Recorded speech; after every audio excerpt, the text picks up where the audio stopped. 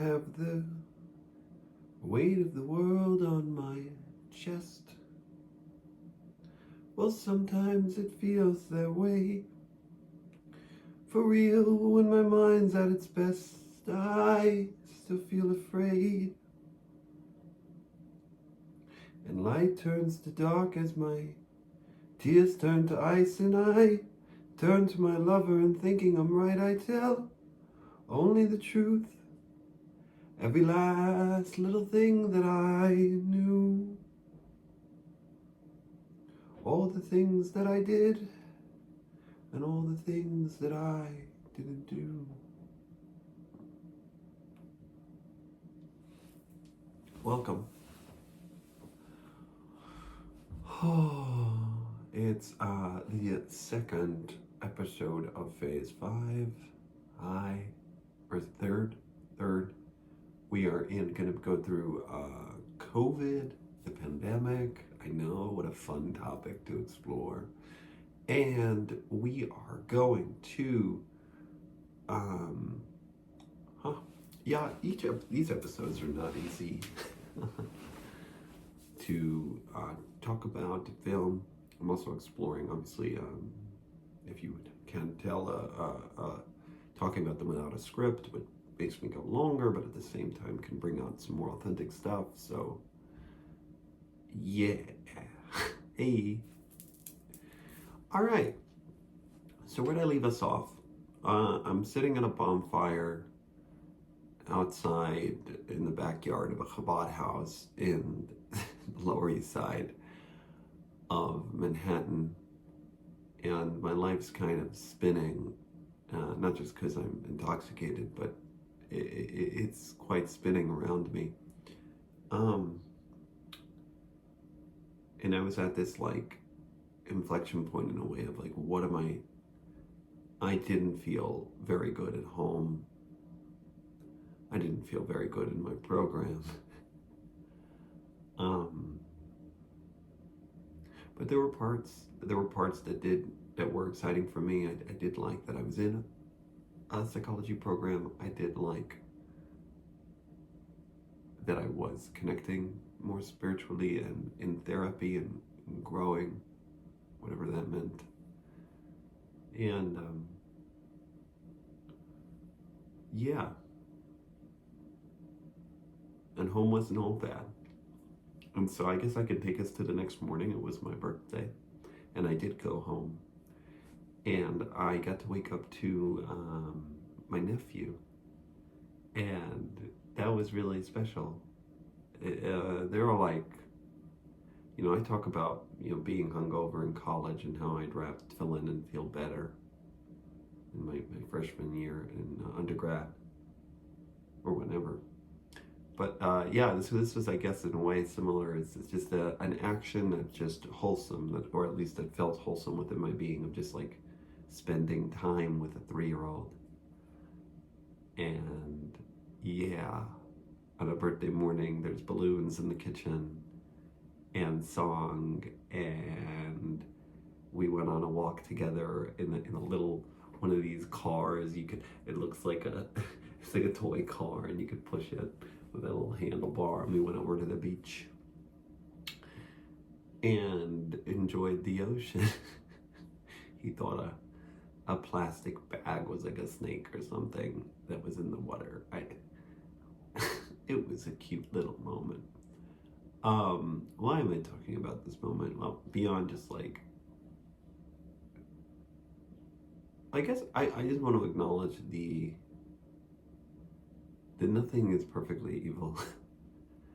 and these are complex situations, and there's little good moments like this morning that are hard to grieve, they're hard to mourn, and yet also they sadly and tragically are still part of the system. Like, in a way, it's like an abusive parent that is nice to you sometimes.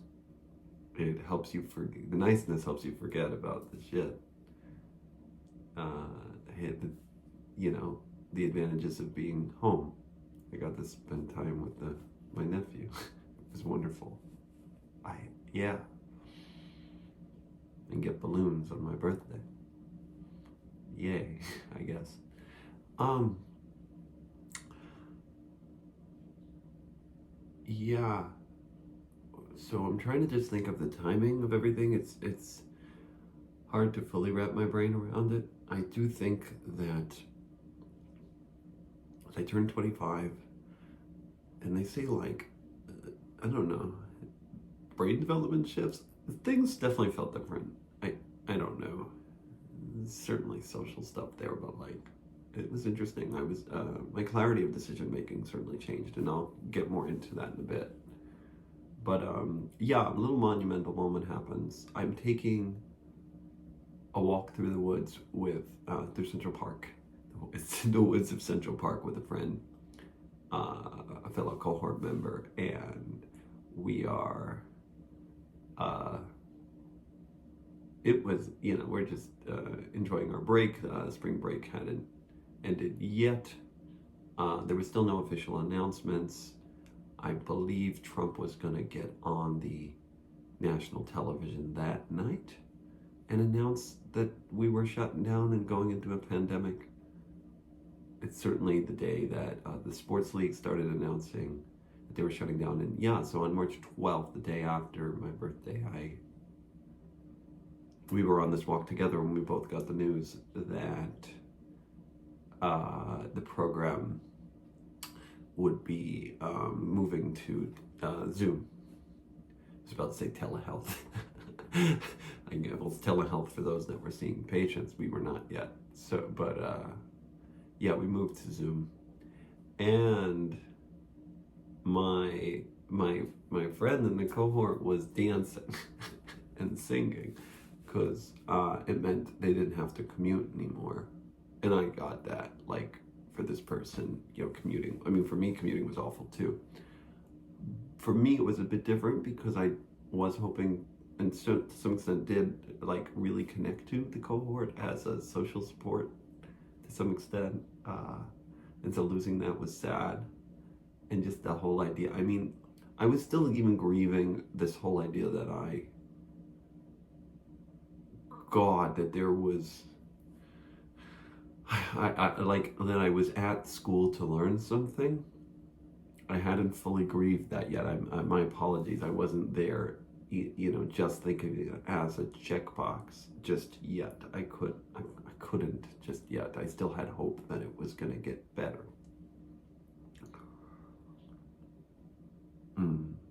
Delusions are hard to let go of, I guess. And so, yeah, the holy shit. So I was left in this little choice point, and it was kind of a wild little moment. There's been many of these in my life, and certainly recently I've made some, wild choices and fun ones. So these little, like, you can go either door, pick a door, and everyone was basically quarantining.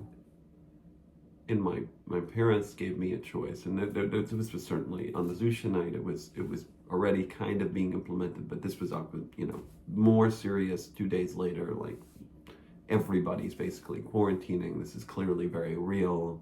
This is happening, or at least we're responding to it in that way. And yeah, so my dad basically said if I wanted to come home, that was my shot. That if I wanted to be part of their quarantine, and if I didn't, then any time, and then I spent time with other people, at this point going forward, then I would need to quarantine for at least 2 weeks in a third place before being able to enter the home. And wow, and so I basically was sitting with, like, my friends lived in the city, and I could have just lived in that apartment. Eventually would have ran up. I don't think my parents kept it, but the apartment that my parents had on uptown, and I could have lived there and just basically been in a quarantine bubble with my friends I had in Manhattan that were open to doing that. And I really did. This was a Mario Party and cannabis kind of crew. There were other things too. They had fun. And so did I want to be hanging out with old friends, or did I want to be, some of which I've certainly been vocal about on this channel, so a lot of problematic dynamics there too, not missing, but yeah, so did I want to be with that? It was basically between them and home, and slash just being on my own in the city. And I thought about it. I did. I was really leaning towards staying in Manhattan, and ultimately I chose to come back. And that would just like shift everything with this. I don't know if it was, I want to call it like submission, but certainly like I'm buying in, like whatever. Let's do this. Let's do this. And maybe this is a little bit of that decision making I was talking about, like just seeing clarity of consequences. And ultimately, if it was me today, every time I would choose not to go back. But that's just me here today. But I guess where the hell would I have gone? It was a pandemic. Oh, interesting. Where I just was in Hawaii didn't really quarantine nearly as much either. There's a lot of parallels, oddly, between the community I was just in and the Syrian world in the weirdest of ways. I'll get into that another time. Yeah, so I'm getting lost. Where am I? Oh yeah. So I enter the home and now we're like stuck. This is it. So it was me and my parents and my sister and her kids and my other sister, and yeah, we were all quarantining together. People talk about their own experiences of like the tensions, but like we hadn't lived together as a unit, as a whole, like all the siblings together in a space. I mean, we had a vacation together for a week, but like, you know, we spent some weekends together, but an extended period together had not been since pre-Hurricane Sandy. It had been nearly a decade. And that one, we had to move out and kind of split people in different directions. My brother was in college. I ended up going to college before everyone returned.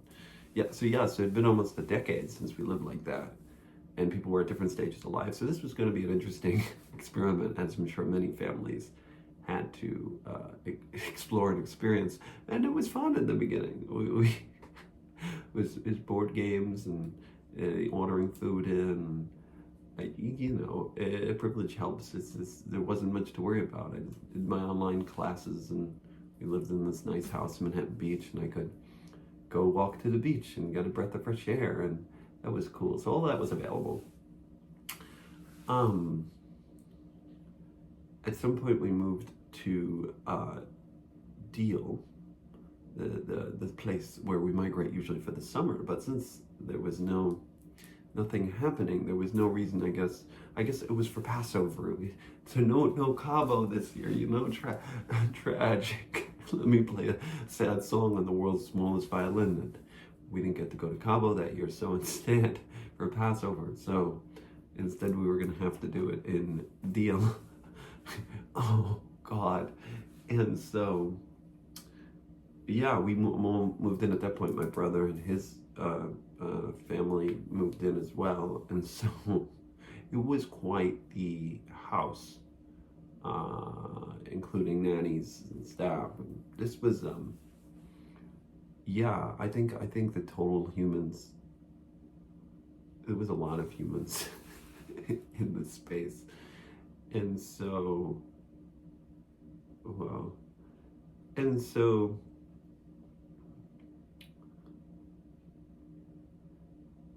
there was an interesting point where I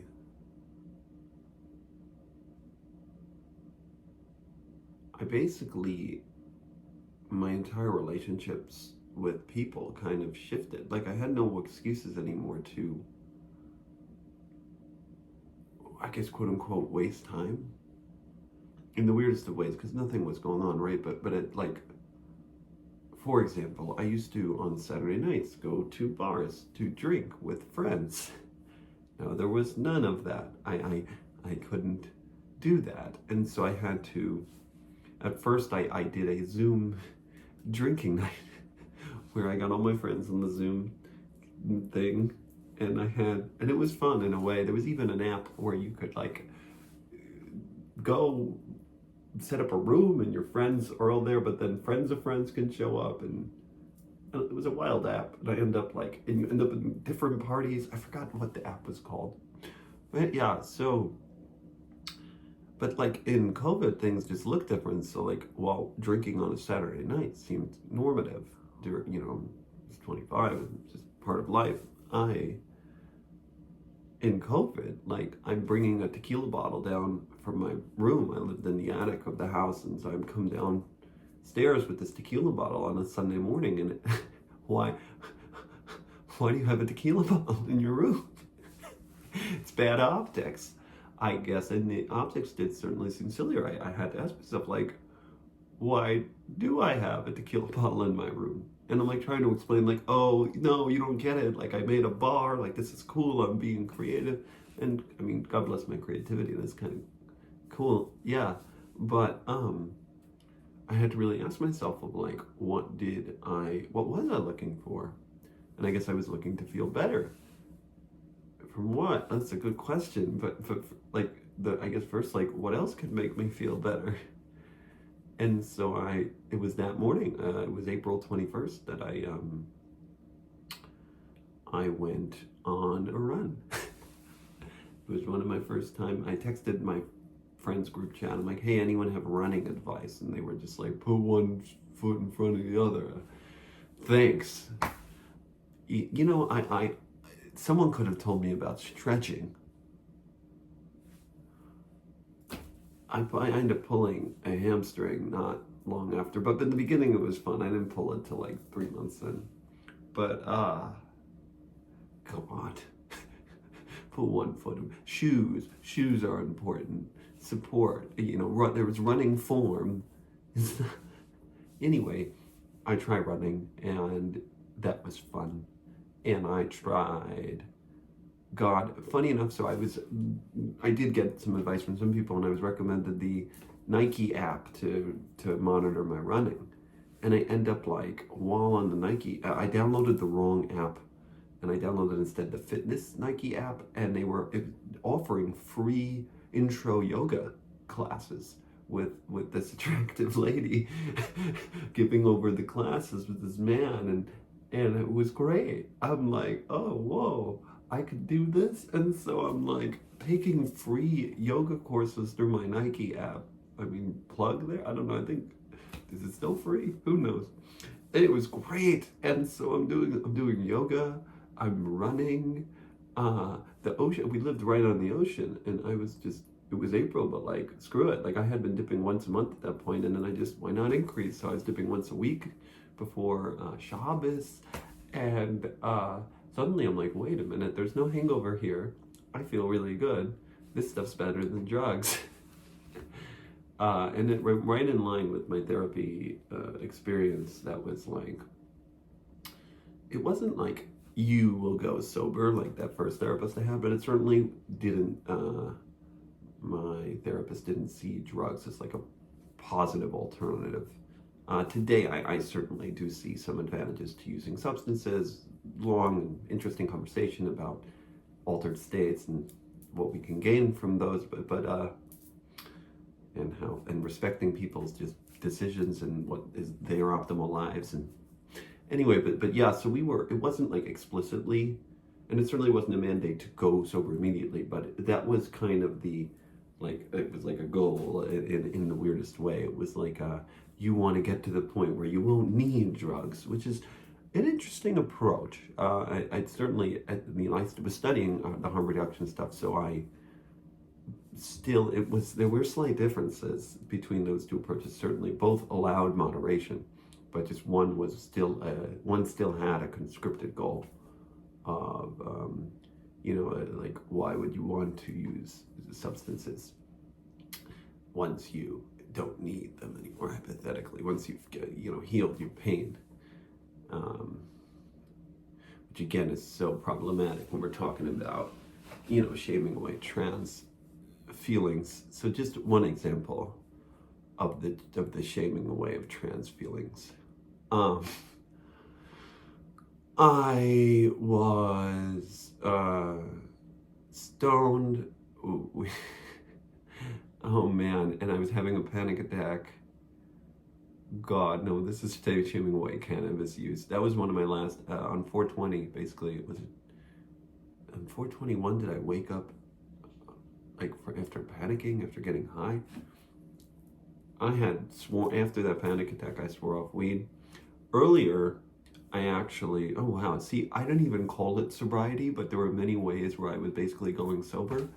In the beginning, first week of the pandemic, for a long time, and I could make a separate video about this too, I was trying to stop watching pornography, and I thought of pornography as problematic as a whole. Today, I don't feel those things. I think, again, there's, healthy ways of engaging with pornography that can be really helpful for people and a wonderful experience of their lives that they're choosing. But certainly there are conscious ways to engage with it, and content that's more conscious than others and more safe for all those involved in the filming process, and safe for the consumers as well. And yeah, there's really nuanced conversations to have around it. But anyway, so at the time though, I was more of the, it's all bad, it's a problem for the woman, it's a problem because they're being abused somehow, and which is may or may not, it's much more nuanced than I was giving it credit for at the time. And it's a problem for me because it's programming my brain, and maybe it is, certainly, but then I, of course, like associated, and this is just some of the, just associated my extremism with watching extreme forms of, or even like wanting to see myself, basically. This is what I would do often, was picture myself as the woman in the experience. That was just, who, me, trans? Could it be? And so one of the things I stumbled upon was a virtual reality helmet. I got it. Did I get it for that birthday? The year before? Anyway, I get this virtual reality helmet, and I'm able to go first person into a woman's body while she's having sex, which is, I was so afraid of it. Without even realizing it, I gave the perfect example. I was so afraid of me getting addicted to this, especially knowing now that the whole world is closed in on itself. And I was going to be trapped in a room, and I was going to have this escapist virtual reality helmet that I tossed the helmet. I didn't exactly throw it out, but I buried it in a box, and I said, I'm not going to use this anymore. And I made a counter and said, I'm going to count how long I'll go. And I went 4 years. Oh man. Wow, yeah, holy shit. I would give myself little bananas as awards every year. We'll talk about the bananas. But, yeah, see, on one hand, you're like, oh, great, like you're not engaging with problematic content. But on the other hand, we're reinforcing shame dynamics that look at me exploring my desires and my feelings of being a woman as shameful. And so another area where this was happening more explicitly, I don't know if I explicitly named that in therapy, but I really wasn't hiding much. My entire thing about me being in therapy at that point was to be as like puke, like word vomit, not unlike what I'm doing here. I certainly see that, I'm aware of that, certainly with these videos more than others. It's parallel processes are interesting things, but I'm gonna still keep going here. And so wow. And so, oh my God, dealing with family dynamics. Oh, it's so interesting. There's so many angles here, but let's pick one. So I find these beats on Spotify, They're called binaural beats. And binaural beats can help people go to sleep. They can help people access altered states of consciousness, apparently. They're a really interesting thing. I don't know the science behind it exactly, but go research. Go do some research if you're curious. And so, but of course, what's the first thing I find in the binaural beats? Beats that can make you feel like you're having sex as a woman. Is all this like, oh, what it feels like to be giving oral sex or to be getting oral, and all this. And so and see here, I see all the people who believe it's a fetish are like, see, you're a fetish, you're disgusting, it's just sexual. And I'm just because there's a piece that involves sexual expression does not mean that it is a fetish. It just means that it's part of the expression of the human experience. You're not fetishizing if you imagine having sex with a person as your being and who you perceive yourself as. That isn't part of the fetish, that's just part of your identity. Right, you don't see me calling your cisgender fantasies a fetish of cisness. But anyway, so, but you can start to see, and this is why I was falling for this idea that it was a fetish. There's also, in sexuality was one of the only places that I made space for it, in these little nooks and crannies with the bathroom door locked, where no one could find me and no one had to ask any questions. I was safe. I certainly didn't present as feminine in any kind of obvious way. I certainly presented as different, but and was bullied, or certainly a lot around my difference, but that could be maybe written off as like a neurodivergence or just me being a weird loser. It's so hard to navigate because I wasn't like your typical nerd. I was still like this jet set wild kid. I lots of parts, but I am listening to these beats, and at one point, like, getting very excited from them. It's what, affirming your gender is an exciting experience. Who would have thought? And so but I bring this to my therapist, but then I started to panic. Like, oh God, I can't remember specifically what the panic was about them. Maybe I fell asleep with them in my ear and I thought that was gonna warp my mind and the way I think about reality. And now people are Googling, can binaural beats make you trans? No. And so, but and so it's an interesting thing to understand my panic then I was just like, oh, I'm panicking because I did this disgusting thing that I'm afraid is hurting me. Now I'm like, I was panicking because I think I was figuring out that I was a trans person and I didn't want to come to terms with it. And so I bring this to my therapist, like my panic. And what is her response? To do away with the beats. The beats are the problem.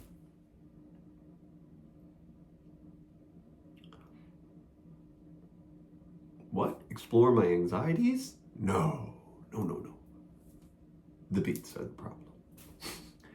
Let's do away with those. And she would even she would bring up these beats like for the next 3 years as like an example of me like exploring naughty and problematic things. They're literally just sound effects. Sure, they're powerful. They can, yeah, but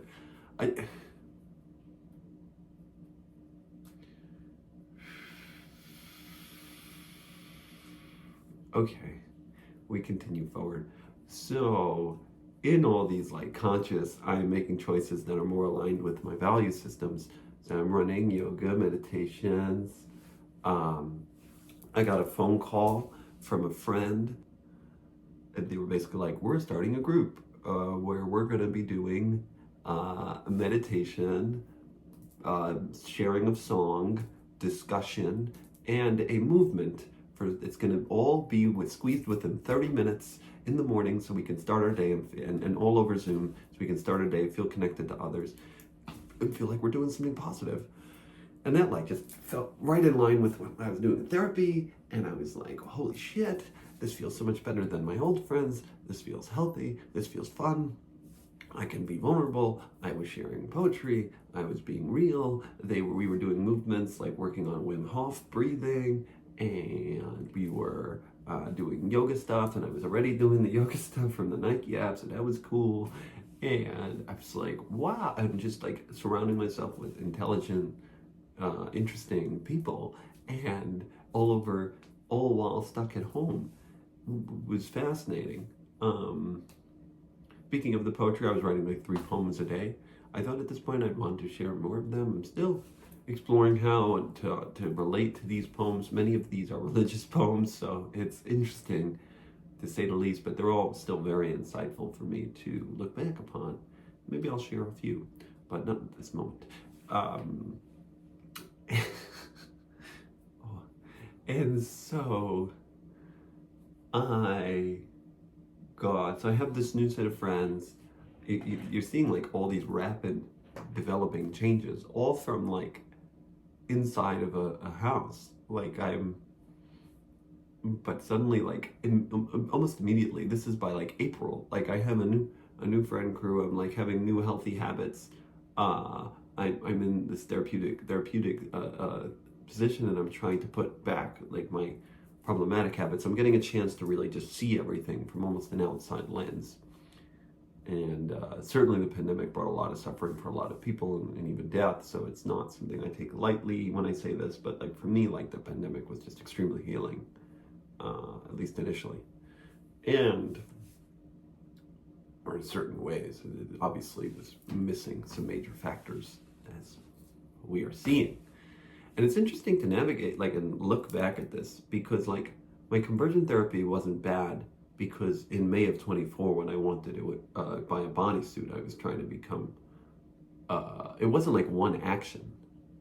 Like, it wasn't the one denial of me trying to do the thing and where I ultimately leave. And similar to mesh dynamics, like, I ended my dynamic with or I planned after the Shiva incident where my mom forced me to go to a Shiva that I did not want to or was struggling to make time to attend, and emotionally it wasn't those actions that surmised the entire abuse. It wasn't even the icebergs. I went through the good mother and go through the list of problematic behaviors. It's the subtle everyday, years long, chronic abuse of a human being. And so in every single therapy session, if I were to examine it, I would find basically transphobia, not just in the language and not just in the action of like shaming away my exploration of the beats, but in just in the absence of it in the room.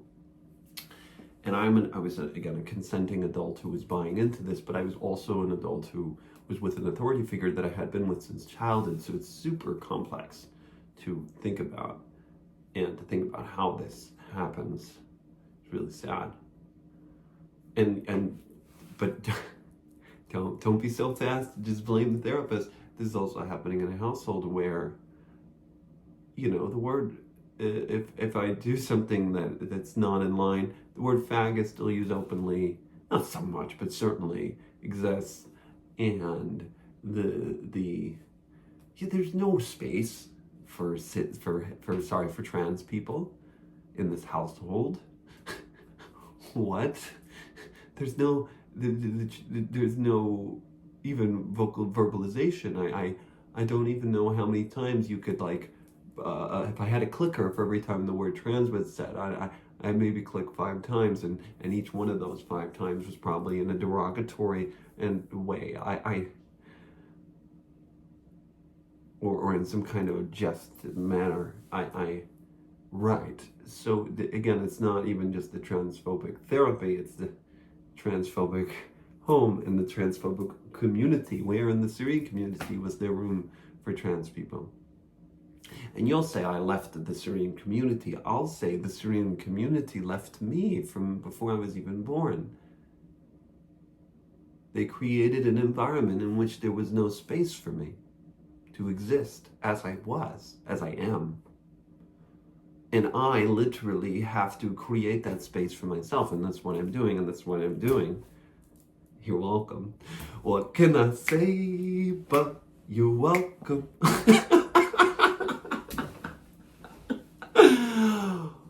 Yeah, so that gets me out of bed in the morning. But fuck, yeah. And so we're navigating the pandemic, and oh, how can I forget about religion? And so I finally, this has been going on a while. There was once a woman who asked me if I would die for a spumoni slice, and I took that as a challenge to go kosher and attempt to go kosher. It was still very, very, recent. It happened 6 months ago that I went to the religious extremist conversion center. Okay, they give logic and fun to ultra orthodoxy.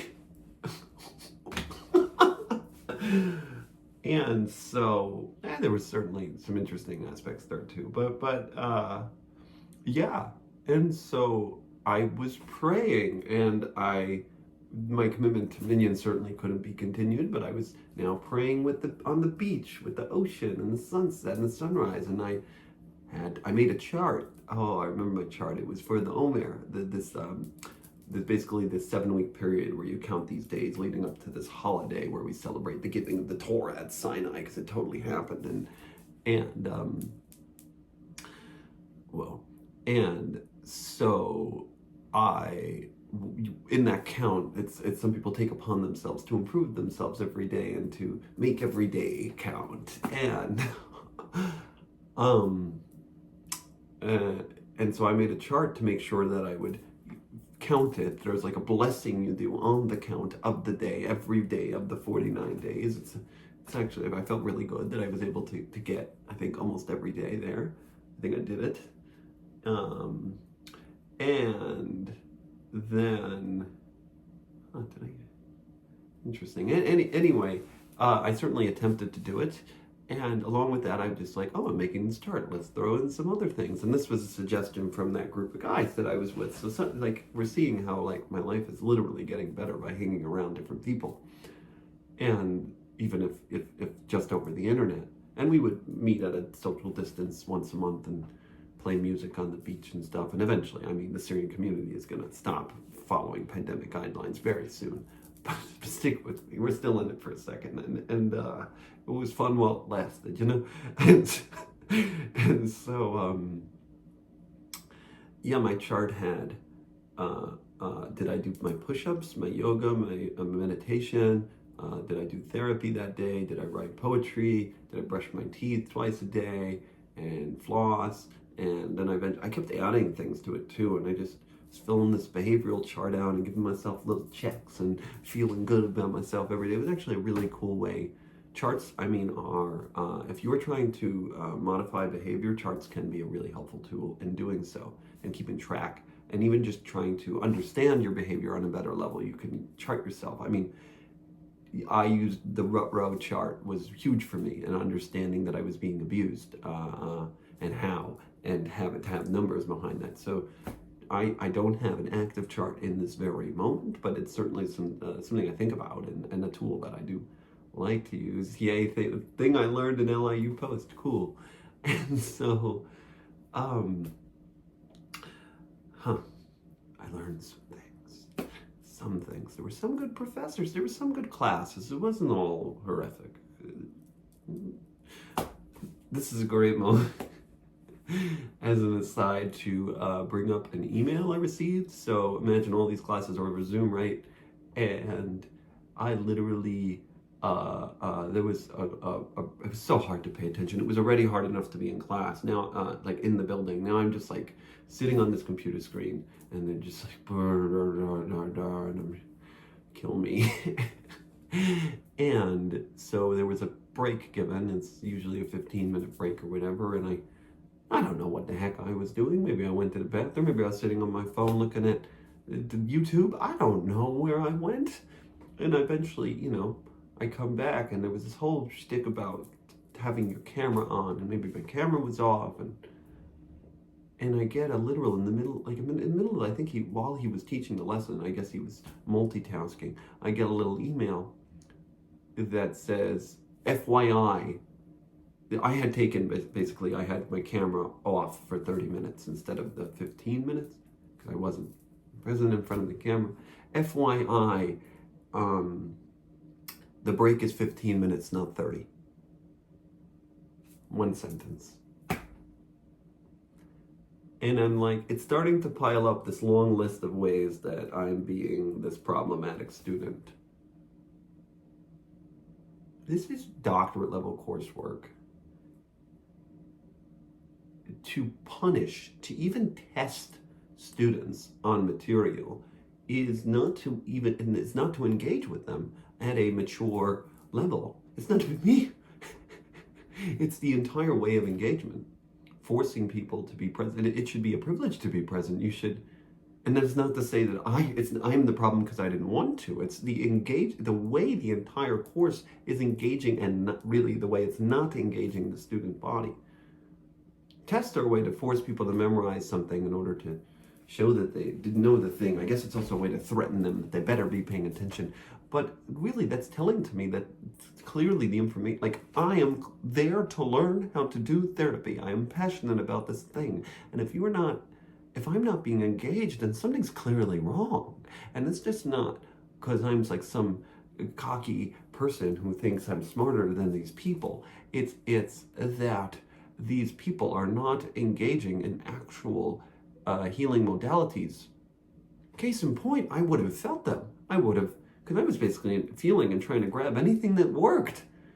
I was open to it and happy to engage and signing up for 5 years for a reason. And I had different courses, certainly when I was getting my master's at NYU, where I did not feel like this. And I don't think I took a test. There were papers. You write a paper about ideas, complex ideas, where you can be creative and express yourself in interesting ways and engage professionally with the topic at a high level, where we're having engaging discussions about the cool things. But no, we're instead being punitive over 15 minutes that I spent in the bathroom, like I'm in Flatbush High School or whatever. And even for those high school kids, they would be much, much, much in a better place if we engaged them in a different way than tests and punishments and detentions. That's how you train frickin' factory workers, not thinking, loving, expressing beings. Anyway, wow. And so I'm looking at this email and I'm just like, fuck, I just don't want this to go. And, there's the part of me that one, the defiant, like, but there's the other part of me that's just like, fuck, they're building a list of shit I'm doing. And so I email back, hey, so sorry, was in the bathroom.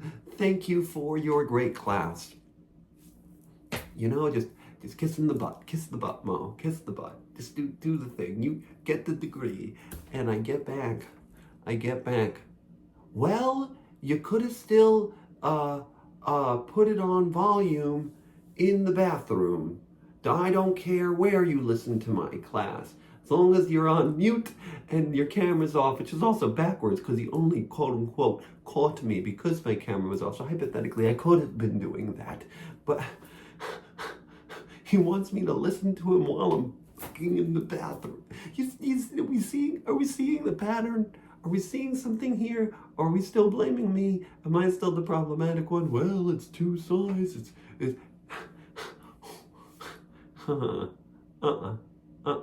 Well, there were 20 other students that were able to engage with it. Yeah, everyone's different in the way they engage with reality. Some students are more fit for programs like that, and they fit like that, and they fit their state of being. Some students are better at tolerating it. I am a very authentic and passionate person, and we could even say eccentric. And the way I engage with things is with my full being, and if they don't engage back with me, I can feel it immediately, and it becomes non-congruent, and you can say that's because of my mental illness, and I'll just say, go fuck yourself. Okay. I think it's a superpower, but we can continue.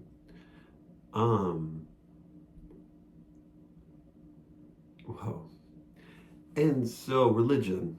I was becoming more religious. I tried to hide it from my family for 3 weeks, but they would basically order in non kosher food. What? Non. My family eat non kosher? Um,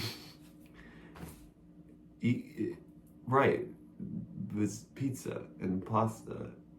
And this was like, I would push my dad later on this stuff, like, what did he believe? And he would say things like, God doesn't, me and God have a deal. Like, but you believe it's true, Dad? Yes. I was super confused on, there were so many contradictions.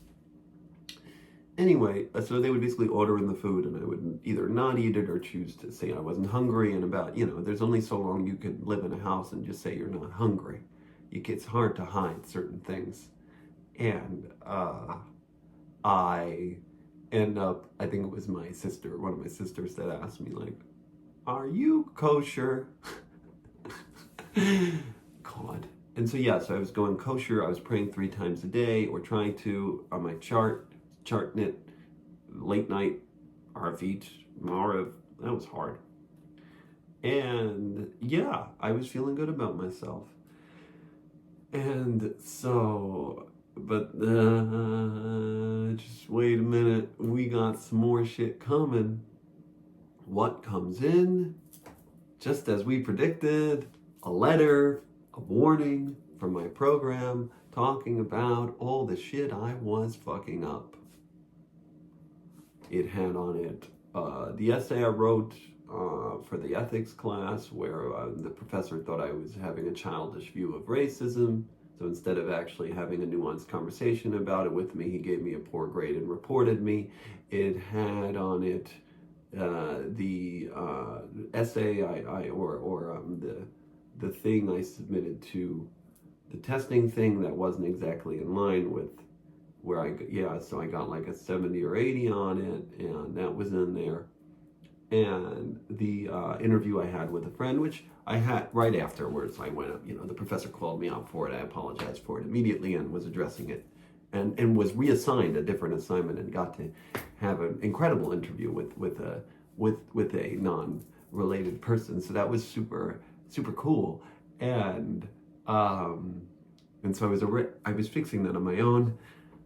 And then it just said a line about general behavior, non-professional behavior, something like that. And imagine, like, for me, like, I already felt like I got into this program at the skin of my teeth, and now I'm like looking at like this letter warning, like, and I was already anxious for my trauma with authorities of like constantly being monitored for my behavior, and now I'm getting a letter like this that's basically telling me that they are watching every single move I do and judging it. Like, how is that supposed to make a person? Does that sound healing and therapeutic to you? Does that sound like therapeutic modeling? Is that how we should treat our clients? Because maybe that's how my first psychologist treated me, who looked at me and said, if you don't follow my mandate, I'm reporting you to your parents. Maybe that's how, we can sit here and like poo-poo the conversion therapy, but there are so many other problematic versions of therapy and therapeutic process and training. This is not how you train healers. You don't train healers with letters of warning. I'm sorry. Unless they're literally harming others. That's what the things like that should be for. If they're causing physical, and you'll say, oh, well, this unprofessionalism is later on down the line going to be unprofessional with clients, and you're going to hurt the... There's ways to talk about boundaries with clients. There's ways to talk about healthy being in a nuanced, constructive manner that's inviting, that's engaging, that meets people where they're at.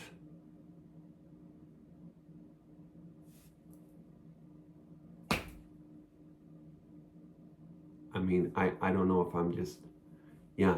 And so, and the isolation of the letter of warning, I'm already isolated from my cohort, so it's not like I'm seeing them on a day-to-day basis, and I can't even talk to anyone else. I imagine there were other students who received similar things, I can't remember specifically. I know I was not the only one in the doghouse.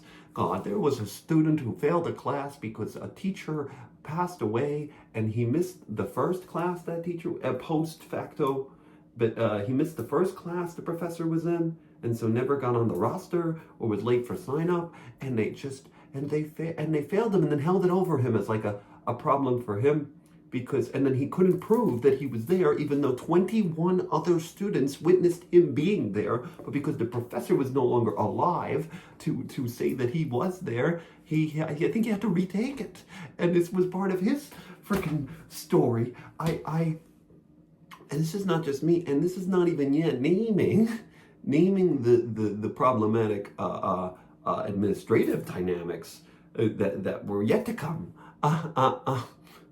And you'd be like, wow, this institution, and I don't think it's just this institution. This institution is APA accredited, and this is not like, oh, well, APA should investigate them further. No. This is, when you understand systems, this is what the APA churns out. This is what the APA approves and accredits and says is okay. And for me, it's what gives me a disgust with the APA overall, and how they go about their business of saying what is. There's some great things they do. I a few weeks ago, or in one of my posts recently, put out the APA guidelines for what trans care can look like from 2015. And God, I wish I read that in 2015. And so they're not, there's good things they do. For those that don't, it's the American Psychological Association. They are the people that approve people for licensure and make sure people, therapists are being ethical and approve programs that can accredit future clinicians and approve internships and externships and things like that. So they're the system. And I believe are they the ones that put out the DSM? I should know this. The DSM is the textbook on all the diagnoses. And for me, if you haven't gotten it already, I don't believe that people can be summed by, I even think it's a delusion in itself to connect a person to a specific diagnosis when there are so many basically all you're doing is going off a symptomology checklist. And a symptomology checklist is not a biological marker of disease.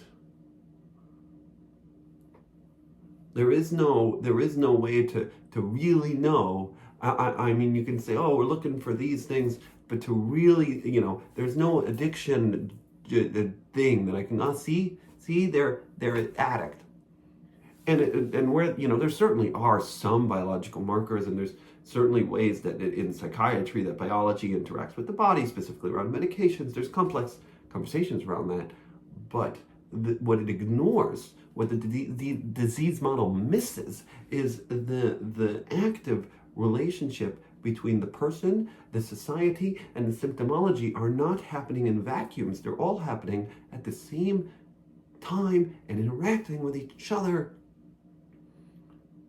If someone's in a depression, you can check the box as depression, you can check the box as bipolar, you can check the box as borderline, but what does that mean? Does it really help you understand? And what do you mean? Well, there's a treatment that says a whole list. Yeah, how effective are those treatments? Do they work? Do they really? Because if they do, great. I'm a fan of whatever works. But if they're not working and you're continually just saying it's because this disease is overwhelming, no, I'm not someone who takes that very easily. That's not a pill I want to swallow, I guess. Specifically, and I mean, my work at the most extremes of whether it was addiction or psychosis, these are supposed to be the most incurable things. These are the most clear-cut. They're biological, they're forever, they're chronic, and they're not. I found that clearly. I'm a living, breathing example of that. And certainly in my work, I got to see some real impacts of what actually happens when you get curious and compassionate and realize that it's a complex set of factors. It isn't biology that's filling our psychiatric facilities with a majority of people of color and Black people. And yeah, that's not their biology. This is a system that has They have lived in a system that has punished them in subtle and not so subtle ways their entire lives just for the color of their skin. And of course, yes, there's some symptomology that can develop around that of a non-trust between them and the world around them. How would you trust the world around you? This isn't just in the past. This is every day and every interaction. Would this have been a good enough essay for you, doctor? Oh, fucking A. And so there's ways to educate. There's ways to get in conversation. There's ways to engage. And like in my engagements with my nephews, like people would wonder, like, wow, I was so good with kids. It must be some natural inborn magic that makes me good with kids. I engage humans at a human level. Every human, from child to old person, from every level of symptomology. If you engage their humanity, they will get, they've been waiting for it. We've been waiting for it. Oh, okay. And so that is the beginning of the pandemic. I guess I'm now splitting this into 3 videos. This is section 1, beginning of pandemic. Oh God, we made it to May. I think we're in May. And yeah, so I'm just like running, yoga, meditation, and the breathing, and the groups, and the kosher, and the prayers, and the conversion therapy, and living in family dynamics that also don't want me to get better and are wondering what I did with Mofo, where'd I put him?